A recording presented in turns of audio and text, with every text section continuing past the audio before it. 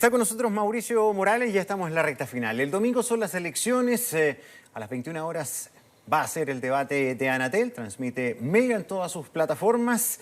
Mauricio, bienvenido, ¿cómo estás? Hola Gonzalo, ¿qué tal? Muy buen día. A ver, ¿cuánto puede mover la aguja este debate? Depende de varios factores. En primer lugar, la tasa de indecisos que tenemos hasta ahora, previo a la veda electoral, era alrededor de un 18%, por lo tanto todavía queda espacio para que los candidatos presidenciales puedan conquistar nuevos electores. Primera cuestión. Segunda cuestión, va a depender muchísimo del tono del debate, porque van a existir candidatos, Gonzalo, que a diferencia de otros que intentan conquistar nuevos votantes, van a intentar arrebatar votantes al rival. Para eso, necesariamente, se debe entrar en un proceso de competencia con el otro en una instancia que funciona casi como cadena nacional porque lo está viendo todo el país. En tercer lugar, hay que ver cómo se desarrolla también la disputa dentro de los candidatos de la centroderecha.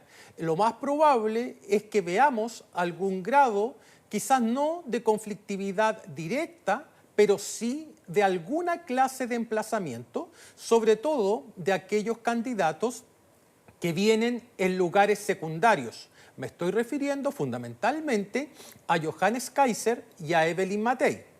En el caso de José Antonio Kast, la situación es muy distinta porque él lo único que tiene que hacer es resistir este debate, pasar este debate que va a ser la última instancia de diálogo nacional con el resto de los candidatos con el fin de asegurar, garantizar o aumentar sus posibilidades de pasar a la segunda vuelta. En cuarto lugar, veremos si es que los periodistas que van a estar ahí se van a jugar por realizar algunas preguntas incómodas a los candidatos, tal como ocurrió en el debate de la Archi. Esto es muy importante, Gonzalo, por cuestiones de formato. Cuando a los candidatos se les ofrece la posibilidad de interpelarse mutuamente, el debate queda casi como una entrevista por parte de un candidato al otro, sin entrar mucho en la reyerta o en la diferenciación. Eso a lo mejor funciona en otros países. Acá lo que mejor funciona, desde mi perspectiva, es cuando los periodistas realizan, como es muy frecuente en Chile, la labor de salir a presionar a los candidatos con el fin de que respondan a alguna pregunta en particular. O sea, los candidatos muy probablemente polemicen con el periodista más que polemicen entre ellos mismos. Hemos visto algunas situaciones de polémica directa, como por ejemplo, lo recordábamos en la mañana, fue la situación que vivió Sebastián Sichel con Jasna Proboste en la elección pasada, cuando esta última le dice o le imputa haber sido lobista de las empresas del gas. Pero ha sido una de todos los últimos debates a los que hemos asistido. Entonces, dado que no se produce una fricción entre los candidatos o no es usual que eso ocurra, desde mi perspectiva el rol del periodismo va a ser central en este debate, sobre todo para aquellos candidatos que intentan rehuir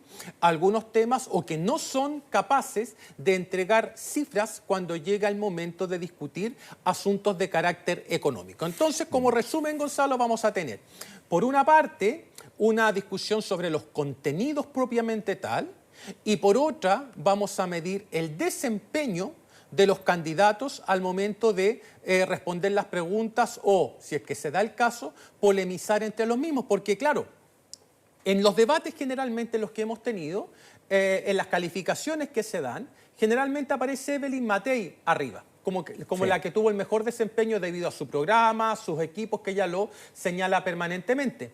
Pero el que más subió en las encuestas de opinión, antes de la veda estoy hablando, fue Johannes Kaiser, quien quizás a lo mejor no tiene el mismo nivel del programa que presenta Evelyn Matei, pero que comunicacionalmente tiene una llegada mucho más directa con los electores. Sí.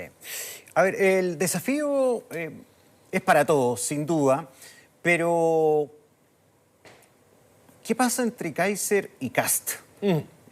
Ahí se habla de un eventual empate, una diferencia en favor de Kast que podría rondar los tres puntos, claro. Dos en algunas mediciones, otros los dan por igualados. Sí.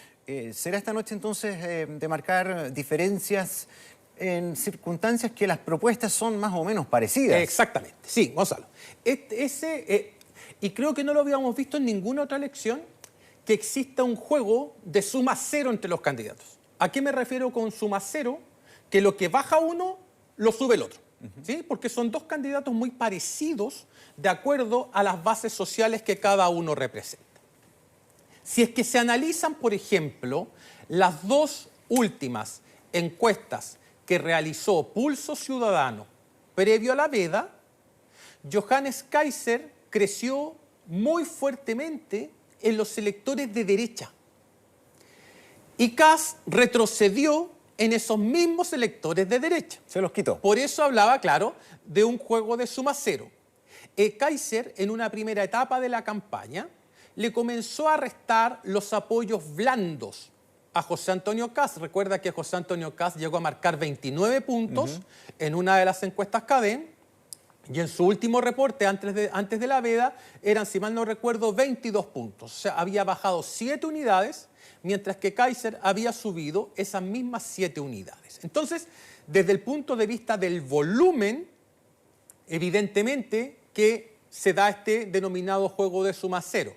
En términos de composición, del arrebato que está haciendo Johannes Kaiser de las bases electorales de José Antonio Kast, son fundamentalmente del siguiente tipo. Como dije, son de derecha en promedio. O sea, es mucho más alto el arrebato en votantes de derecha que en votantes moderados o votantes sin posición política.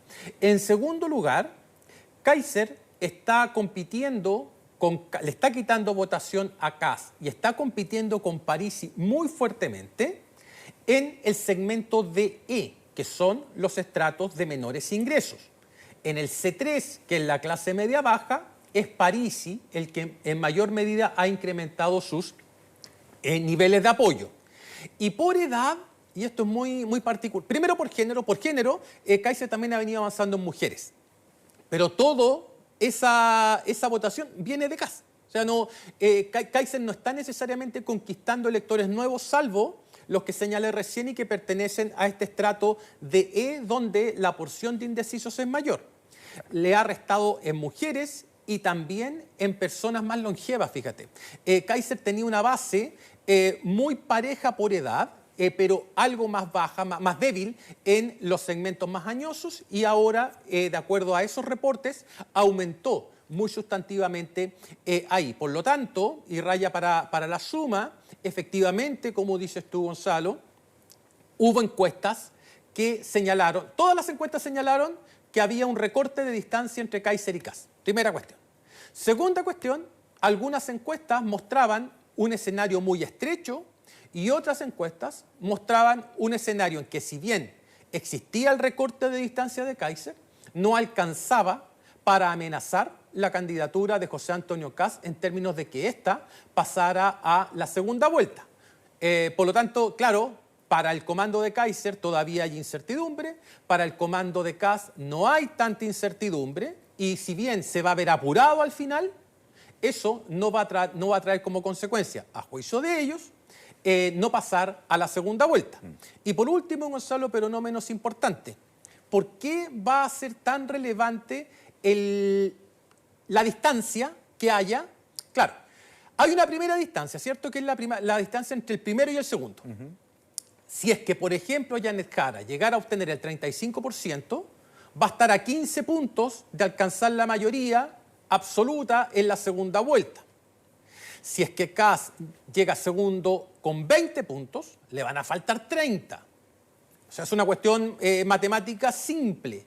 A mayor distancia de Jara sobre Kast, si es que este pasa a la segunda vuelta, aumentan las probabilidades de que Jara se pueda quedar con la presidencial. No estoy diciendo que lo vaya a hacer, digo que aumentan las opciones, porque todas las encuestas que conocimos, Gonzalo, dicho sea de paso, previo a la veda, en segunda vuelta, Jara no tenía ninguna posibilidad.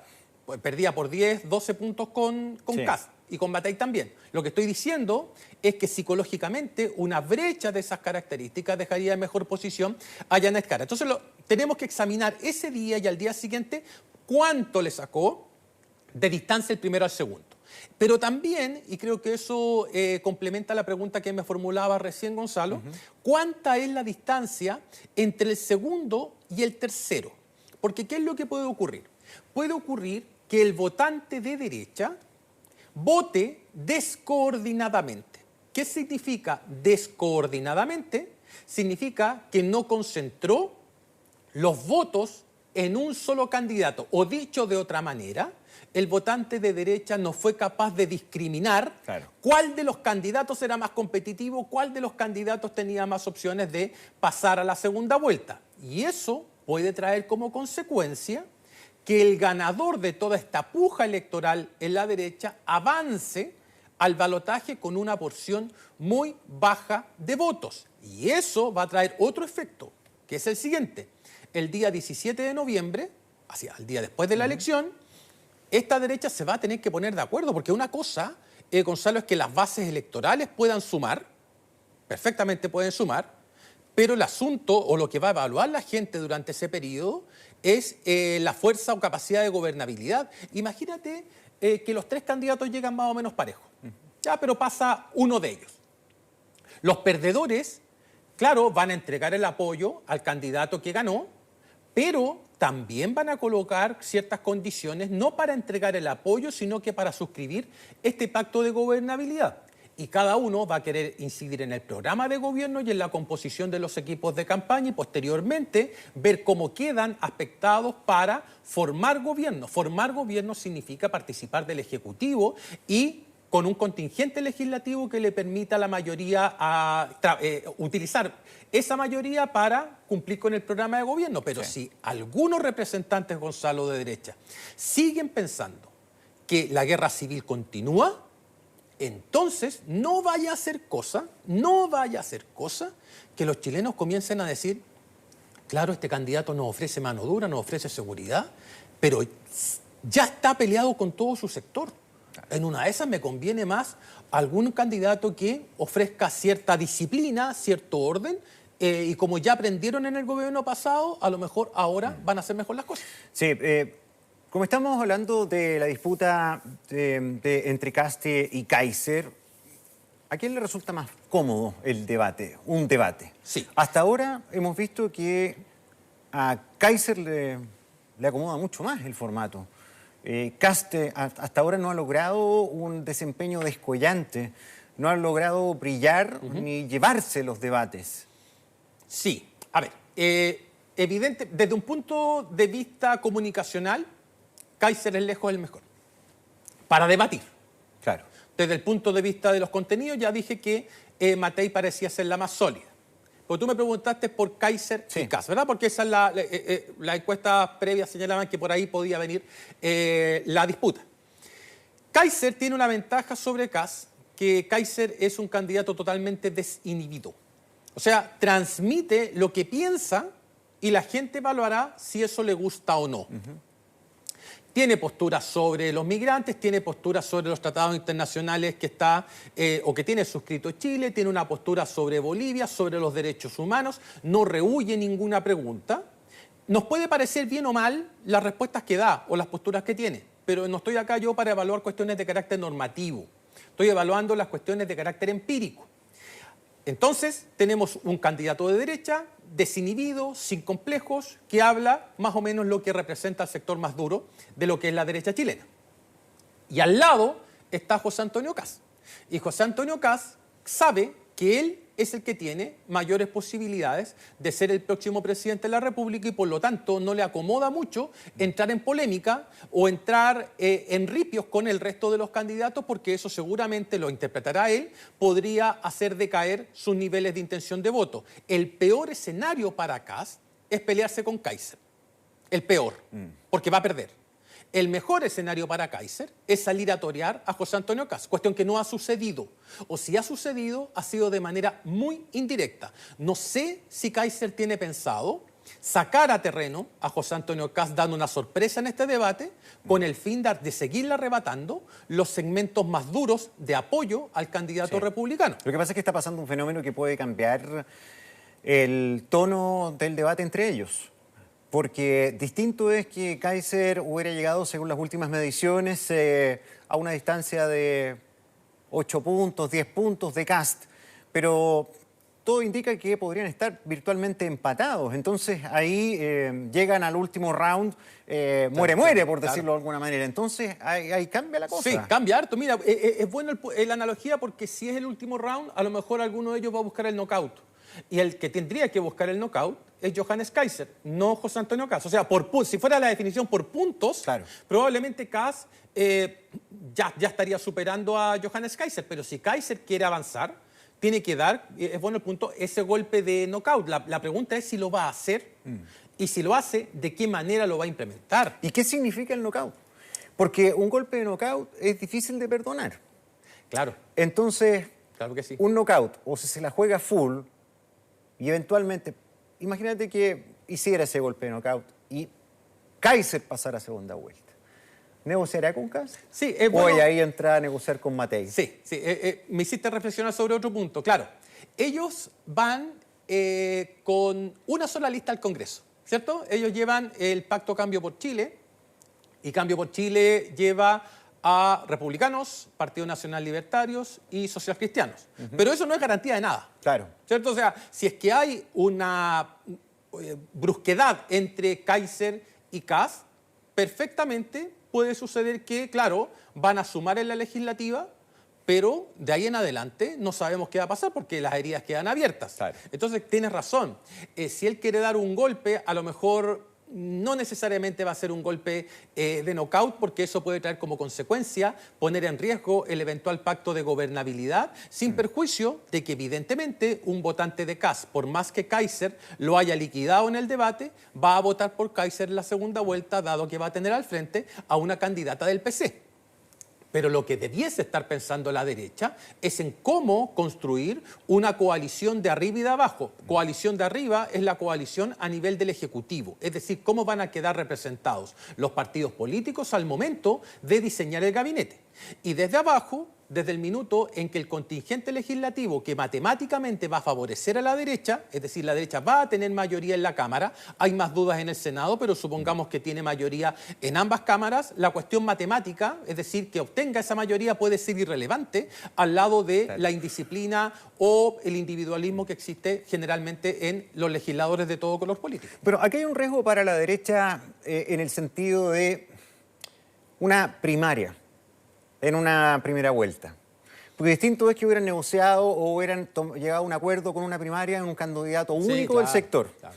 ¿Sí? Porque si pasa a segunda vuelta está súper claro que se tienen que unir para gobernar. Pero ellos lo van a decidir recién acá.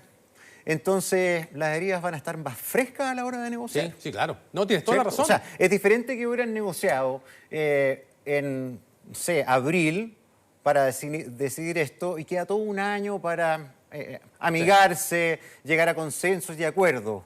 Pero si el queque se va a cortar a finales de diciembre y van a llegar llenos de moretones, claro, ese es el riesgo también de no haber hecho una primaria. Sí, totalmente de acuerdo. O sea, mira, la teoría de primarias dice: el candidato ganador de esa primaria va a tener una especie de bono electoral cuando llegue la primera vuelta. Y ese bono electoral se explica fundamentalmente porque ese candidato ya se sometió a un test electoral y por lo tanto va a tener mayores probabilidades de éxito.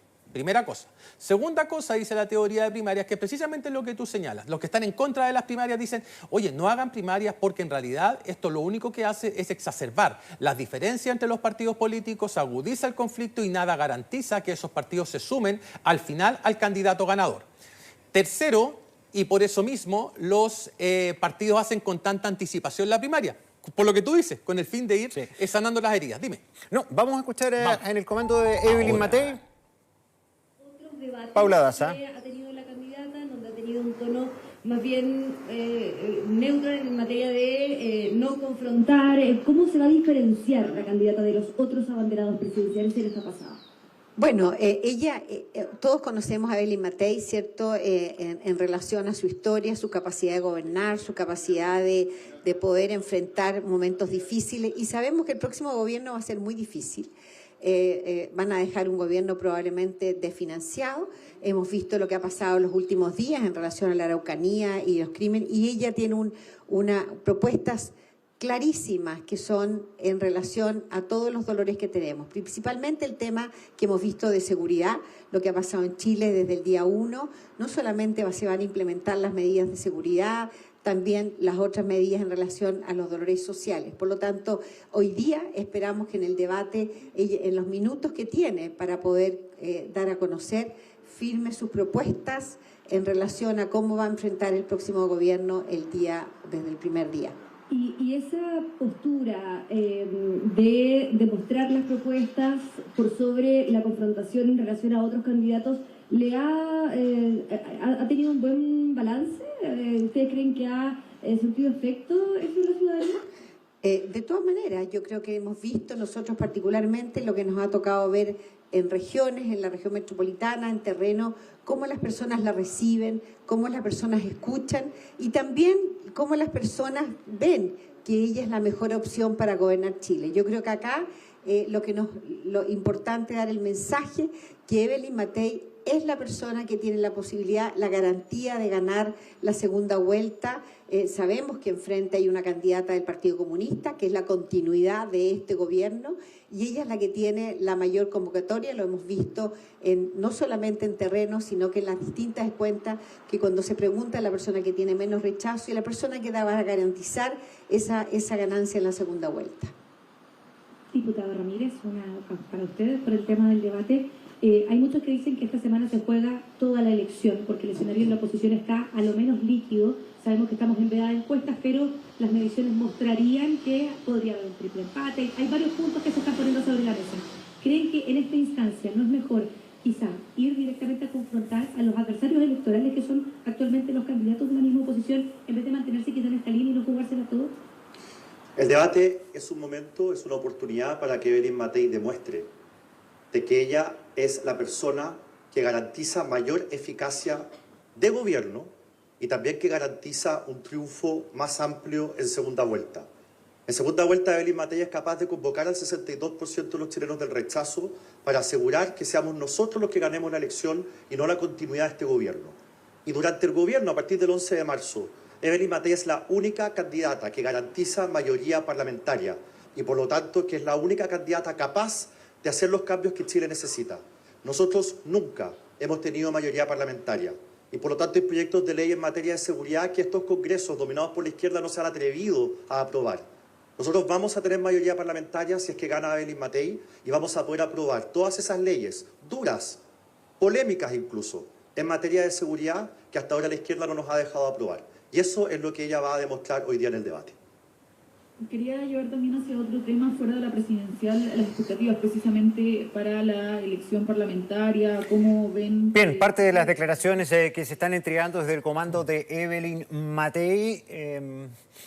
A ver, ¿cuál será la idea fuerza que Evelyn Matthei transmitirá hoy día? Porque se la tiene que jugar toda, o sea, sí. El desafío está bien cuesta arriba, según todas las mediciones, está a una distancia considerable ya de Kaiser y Kast.